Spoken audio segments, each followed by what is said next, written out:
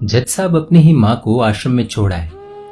आश्रम में माँ पर नजर रख सके इसलिए उधर के चौकीदार से दोस्ती कर ली थी और कुछ पैसे दे दिए थे।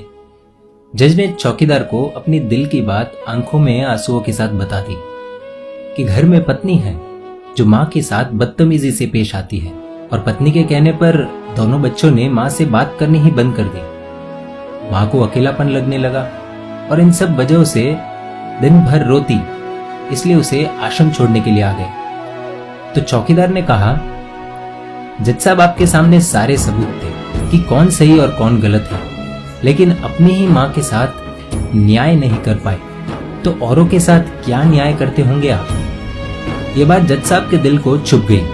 चौकीदार की इतनी सी बात का इतना असर हुआ कि 2 रात नींद नहीं आई, 2 दिन से खाना नहीं खाया और कोर्ट भी नहीं गए।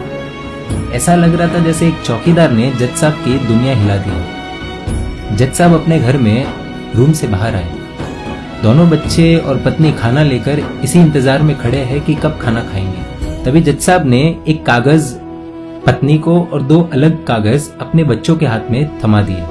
कागज की एक लाइन पढ़ी तो पत्नी के हाथों में से थाली गिर गई। जज साहब बोले, मैं तुम्हें तलाक दे रहा हूँ, और बच्चों से कहा, आज से मेरी सारी प्रॉपर्टी आप दोनों की, मुझे कुछ नहीं चाहिए। बच्चों ने उन्हें जबरदस्ती कुर्सी पर बिठाया, हाथ जोड़कर पैरों में गिरकर इन सबका कारण पूछा। आंखों में आंसुओं के सैलाब के साथ जज साहब बोले कि मैं मेरी 65 वर्ष की माँ को आश्रम छोड़ के आया हूँ, अनजान लोगों के भरोसे छोड़ के आया हूँ, और आप सब कारण पूछ रहे हैं। हम लोगों को शर्म आनी चाहिए। रोज मेरे कोर्ट से आने के बाद माँ रोती थी कि बेटा प्लीज मुझे ओल्ड एज होम में शिफ्ट कर दो। आप में से किसी ने भी माँ से सीधे मुंह बात नहीं की, और ये भी भूल गए कि जिस जज को आज पूरा शहर सलाम करता है, उसी जज को बनाने में उस माँ का कितना बड़ा रोल है। कभी दूसरों के घरों में काम करने जाती तब भी मुझे अकेला ना छोड़ती। ऐसी भगवान समान माँ को मैंने आश्रम में छोड़ दिया, और वो भी ऐसे लोगों के भरोसे जिन्हें ये तक नहीं पता कि माँ को क्या बीमारियां है।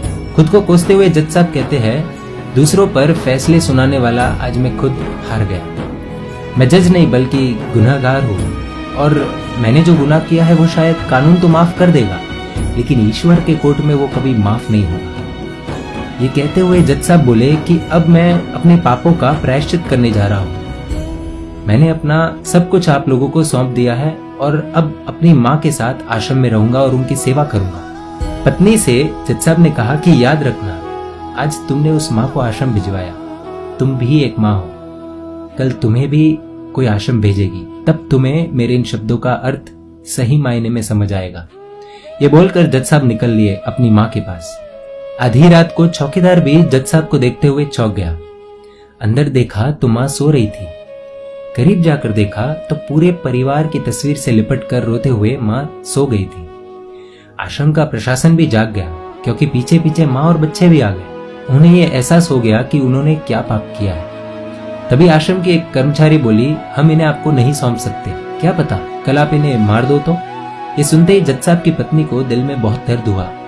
वो बोल उठी कि मैडम जी, शायद हमारे हाथों बहुत बड़ा पाप हुआ है, मानते हैं, लेकिन अब हम इन्हें मारने नहीं, इन्हें एक नया जीवन देने आए हैं। आश्रम के सभी बुजुर्गों की आंखों में आंसू थे, सबके सब रो पड़े। खुशी के आंसुओं के साथ माँ को घर ले आए। लेकिन वही आश्रम में अनेक आंखें ऐसी थी जो किसी ना किसी का इंतजार कर रही थी। दोस्तों, इस कहानी का उद्देश्य तो आप सब समझ गए होंगे, इसलिए शेयर कीजिए और हर घर तक इस कहानी को पहुंचाइए, क्योंकि माँ तो माँ होती है। सब होगा तुम्हारे पास, पर सुकून नहीं होगा। सुकून सिर्फ माँ के आंचल में होता है, और उस आंचल को बिखरने मत देना। ऐसी इमोशनल कहानियों के लिए emotional video stories page like करना अनिवार्य है। दोस्तों, आप सभी से रिक्वेस्ट है, प्लीज YouTube पर जाकर हमारे इस चैनल को भी सब्सक्राइब करें।